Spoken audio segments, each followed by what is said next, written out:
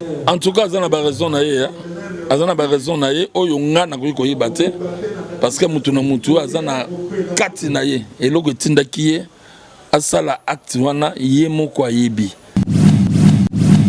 En tout cas, na âge à Boketu dépasser les cinquantaines, Nazana conseil européen ça a été. Ce conseil est Ali, Wane Zali na coulisses entre Kulutu na Lekinae. Awa na télévision na repé ce conseil mogote. Bon voilà pendant Lekina Boketu, Ezali conception ya mutu na mutu. Donc denge to le baga chacun sa merde. Ngai Nazana o ya ngai, nga nazo continuer musique. Mais quelque part, Balobaka, ceux qui s'occupent de la politique, la politique qui s'occupe de la. Donc, quelque part, Bissonion sont tous les politiciens, mais ça dépend aussi de Moutou à la politique.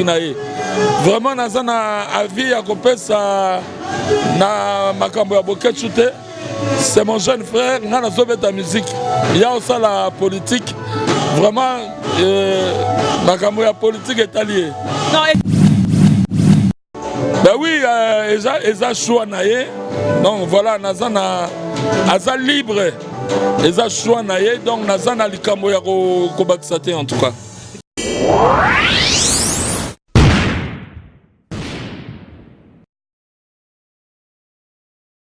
Le devoir nous appelle, mesdames, messieurs, vous qui tirez sur Nouvelle Tendance Télévision.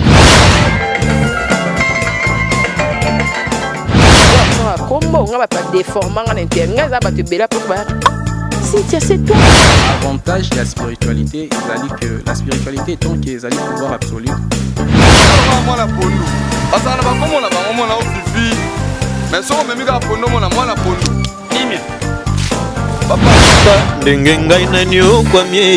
na boloko ya bolingo oyo nzambe nazo ape bambo na ngapie ya on a préféré na sala nga fio Toyebiki. Accepte d'écouter cette bague que je place à ton doigt.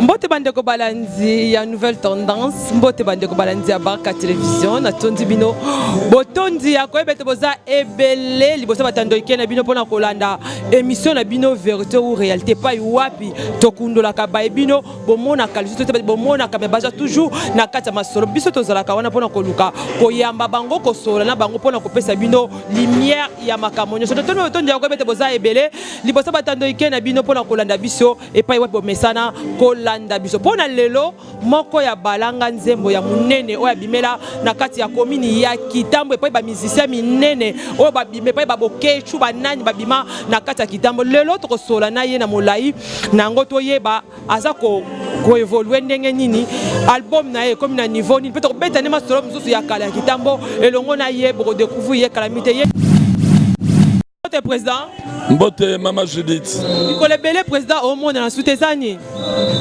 Bon voilà na liboso ya kobanda na kopesa nanu na ba spectateurs nyonso bazali kolanda biso à travers le monde na chaîne ya Baraka TV. Il y a honorable Serge Kayembe. En tout cas, on a pesi batu nyonso mbote na tous les 5 continents du monde. Voilà le kolo yebi nga nazalaka mingi lisusu awate. Nazali na Belgique et nazali installé.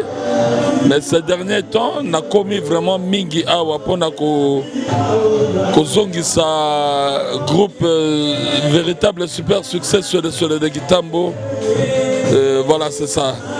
Mais non, yo zong sango banga teke bana na bino ba Suède mususu bimie belé na Kitambo yo tiki Belgique yo zong sa Suède.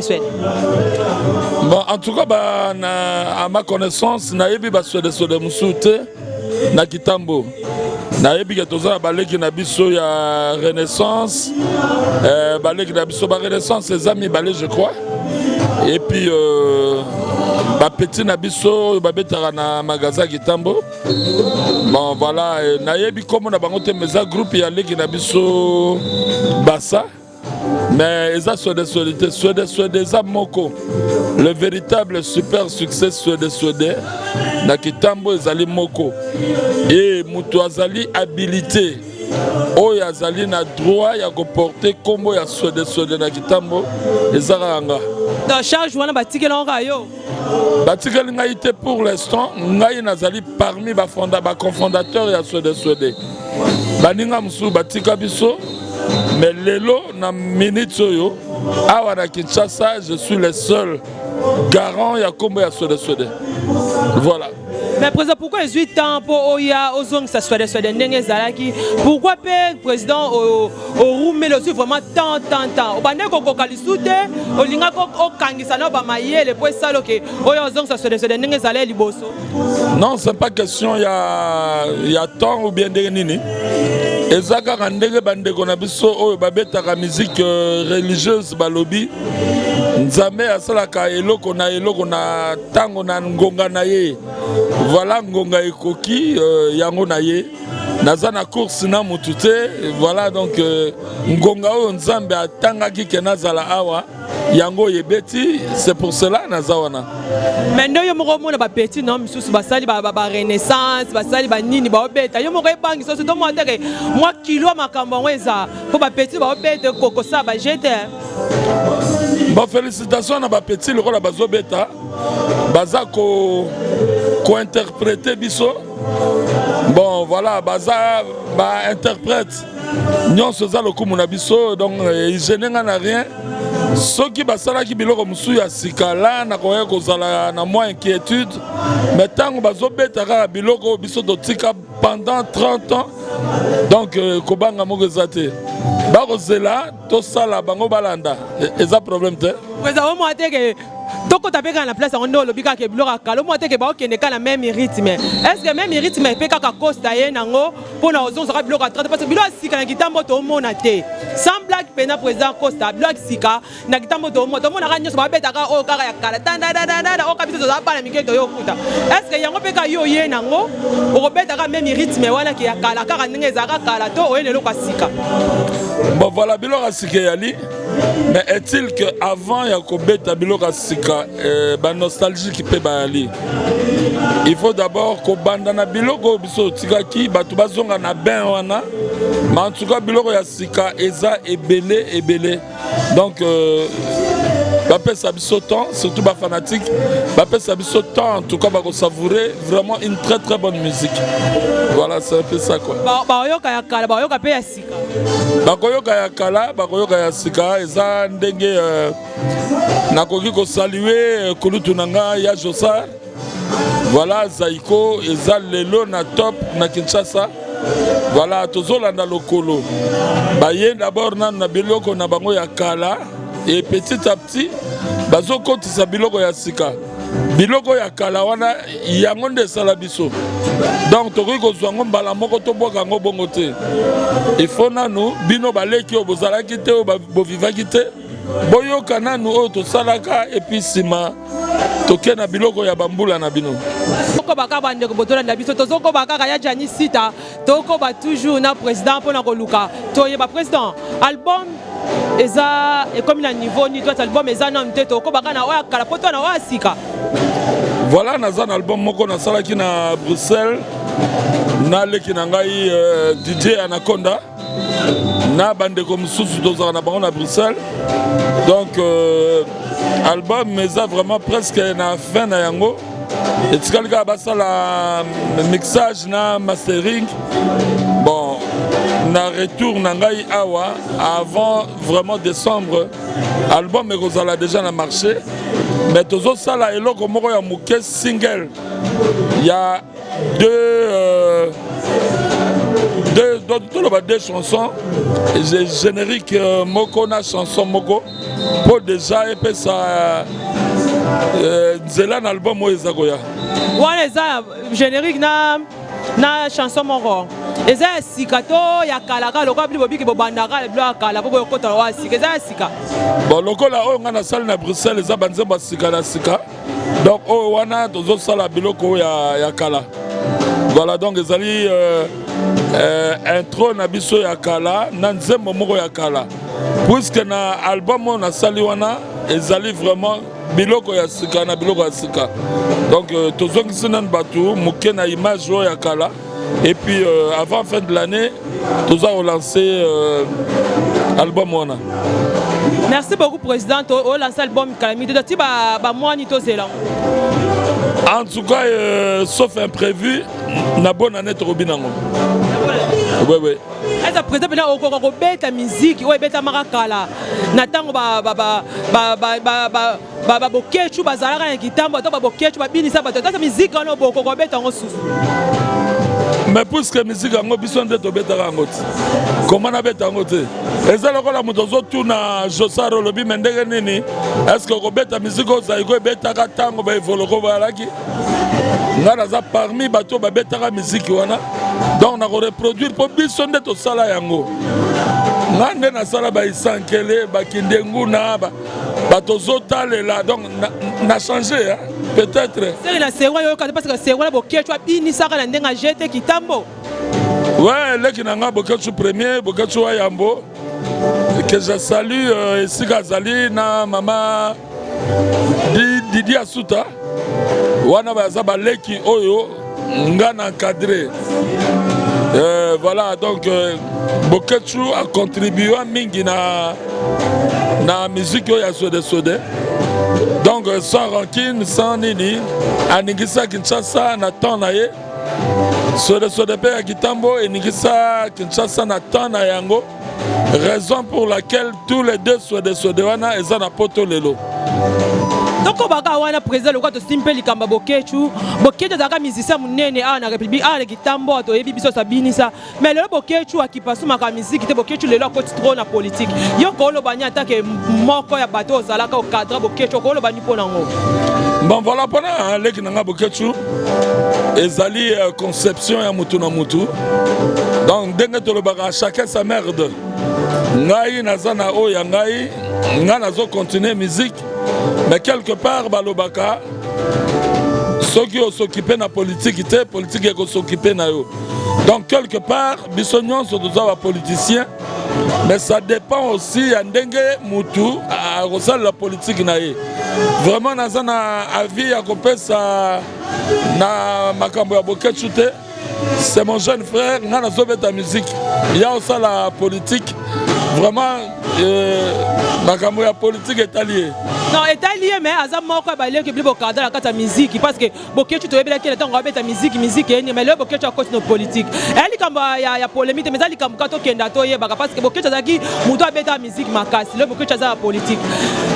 Mais façon Bokechu c'est la politique, il y a un finga. Bakonzamboka parce que mboka mpeka yango oyo bokecho finga yo po beta la musique lelo biso ba otozala ka teto se retrouver na kata musique oyo président obeta mais bokecho azo finga makasi mboka na ebite façon bokecho yo sala la politique wana bona yo tant que muto encadré na kata musique eza bien to eza mabe.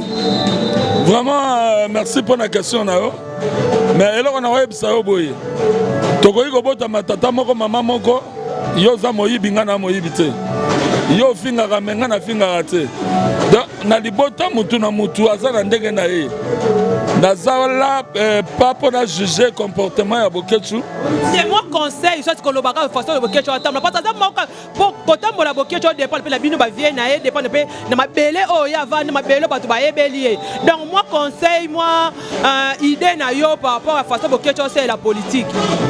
En tout cas, à Bokechu, dépasser les cinquantaines, Nazana conseil européen, ça a été. Ce conseil est Ali, Wane Ali na coulisses entre Kouloutou na Lekinae. À la télévision, on a repéré ce conseil Mogote. Donc, voilà, on a un bongo. Ben oui, ils ont choix naé.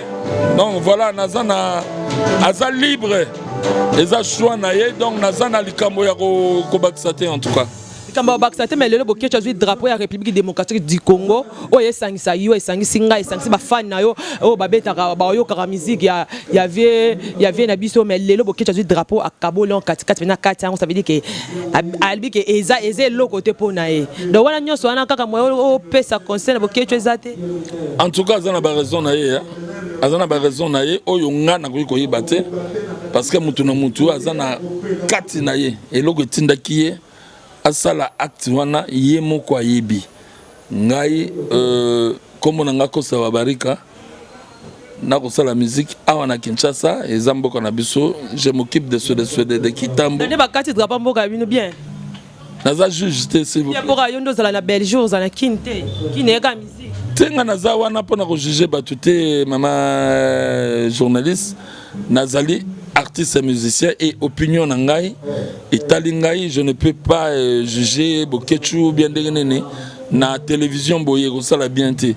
Bokechu azali kinanga le moment venu ndenge tokutana na Bruxelles ceux qui n'ont pas remarqué à Kosalaye hors caméra hors émission boye mais voilà pour l'instant il est conscient de ce qu'il fait voilà c'est vraiment ça.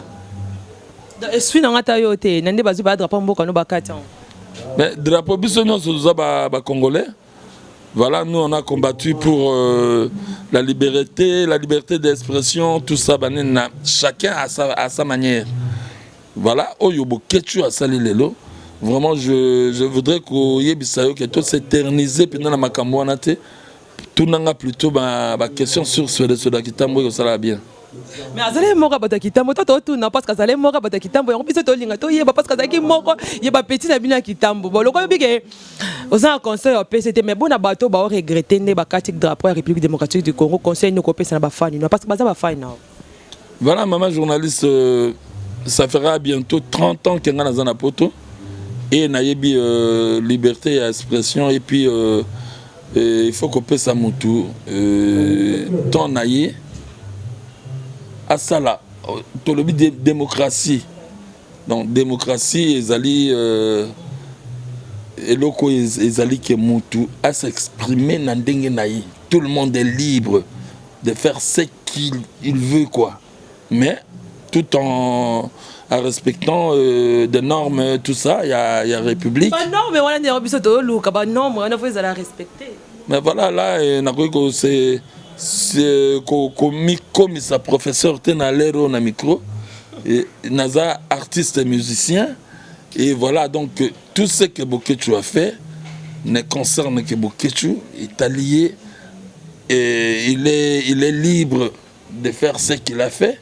Ce n'est pas à moi de donner des avis ou condamner ou voilà.